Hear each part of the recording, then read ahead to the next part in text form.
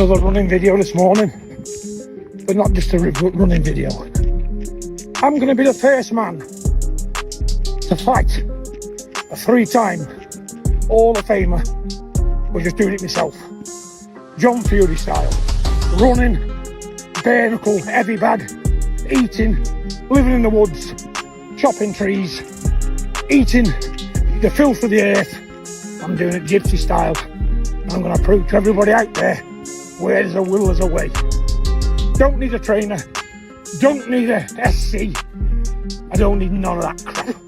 I'm going back to the 70s, when men was men. If you want to be privy to all of this, contact me. Let's hope you got some deep pockets, but they're well worth it. It's better than the usual crap on the television, because John Fury can definitely bring it in every way. I'll wait to hear from you. We did have a third seat ready for today, Carl, in Big John Fury, but apparently your lawyer said we weren't allowed to have him in. Is that all right?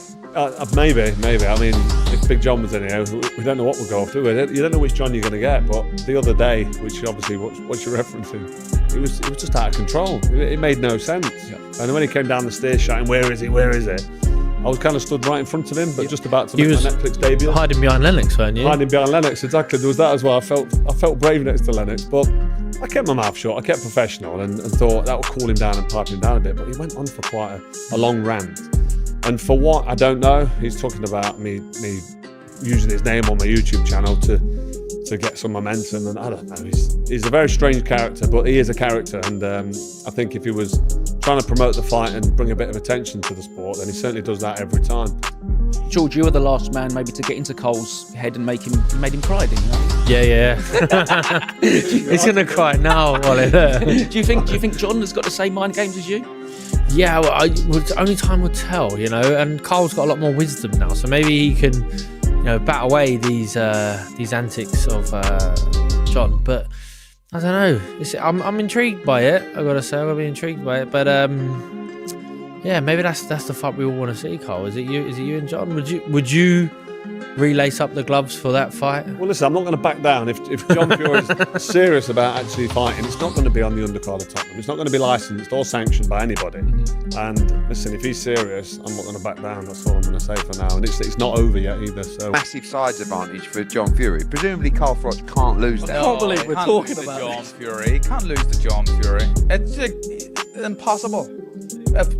So what Carl's saying is John Fury's not very hard. I don't agree. I don't agree with Carl. I've got to say, I'm a big fan of yours, but Carl's going back there for more beef. It's amazing. No. But I guess, like, you know, he's 60 years. With my binoculars on, something was going on. I'd imagine it's Carl having a go at the Furies, probably over his time on his channel, maybe, I'm guessing, and John didn't like that and wants to have a fight with him, something like that. It was something like that. I don't think he was still necessarily turning down a fight. What I do know is that John Fury and Carl Froch on the cobbles will be fun. I think they both have a good fun doing that, but I'm sure it's all fun and games. They like to say what they believe. They like to say something that's controversial, and they're two big characters, and we love having them around the sport. So let's leave them to work. Chasing Carl down. I mean, it's just, you know, I watched that and I was thinking, what did Carl do? Then I watched a couple of videos where Carl does have a go at Tyson. And I think, you know who fucked up there? Netflix. Why would you get someone that clearly doesn't really like Tyson on a Tyson card?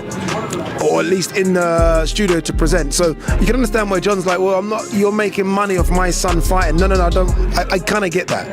But also on my side, I was like, well, you can't even talk about anyone now without people getting upset. That if Carl can't talk about you as an ex-world champion, then fuck me, I do not have a chance.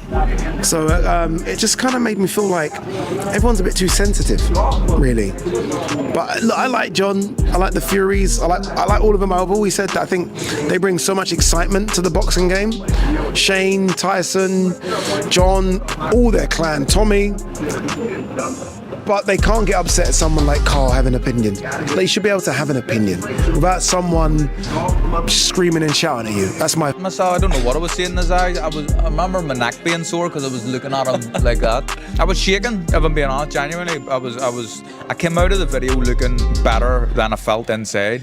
So people are giving me credit and saying, oh, well done, Frampton. But I didn't even say anything. All I could say was, it's just my opinion, John. But I was that petrified, I couldn't even explain why I had that opinion. You know, each to their own, and everybody's different. But John's, obviously, that's his character. He's a big man. He's an aggressive man, which is okay. I think he would admit to say that as well. Very passionate too, and backing his sons, which is good too. But sometimes there's a line, and he probably just steps over it. In a boxing match, come on, Carl Froch obviously wins. I hope I don't run into John anytime soon, but I have to try and be honest. It's just Carl Froch is a big, hard man himself, a lot smaller than John in terms of his size, but you know, he was I think a 3-time world champion, a Hall of Famer, fought everybody and anybody that was around in his era. I'd watch it anyway.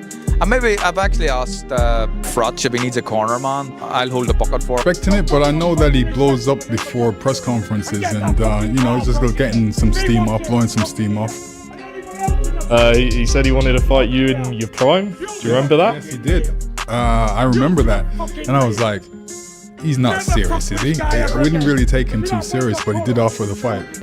I've met him on a number of occasions, and I've always felt him to be a very educated voice around boxing. His recent incarnation over the last 2 or 3 years of John becoming front and centre of the circus, like a Cirque du Soleil horror show, I think that's embarrassing. I think Carl Froch is putting in a video. By the way, Carl Froch is standing right there when he's saying, where is he?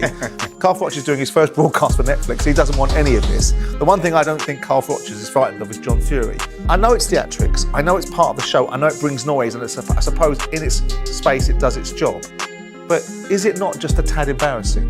Listen, you said it yourself, in its space it does a job, and I think we live in that world today where now people, you know, it was a press conference that was always going to be maybe a little quiet because Makhmudov doesn't speak particularly great English. He's not really going to say too much. Tyson Fury done his thing, and he was talking about Anthony Joshua and the tragedy there and the circumstances for him coming back into boxing. That was all great, but that John Fury always adds a little bit of spice, and that's what gets people watching. So I suppose it's done its work. And you've got your own opinion on whether it was embarrassing or not embarrassing. Is it good spice, Holly? Is it good spice? I'll tell you what, listen, from one side, I'm a fan of Netflix getting involved in boxing because it broadens it out in so many viewerships. But on the other end, I sometimes question what Netflix puts on. And I'm saying, do they really have the best interest of boxing, or are they just looking for the clickbait of the moment? And when you're looking for the clickbait of the moment, this is yet another example of that. You know, the Furies have a lightning rod image. Obviously, Tyson backs it up. He can fight, okay? Yep. He's accomplished everything. But then you got this kind of thing here. You know, you make the point about Makhmudov's not really an opponent that's going to sell a fight either. You know, Fury's just coming back in as well. People love a train wreck, man. You know, I hate to say it. We're in a generation where the train wreck sells.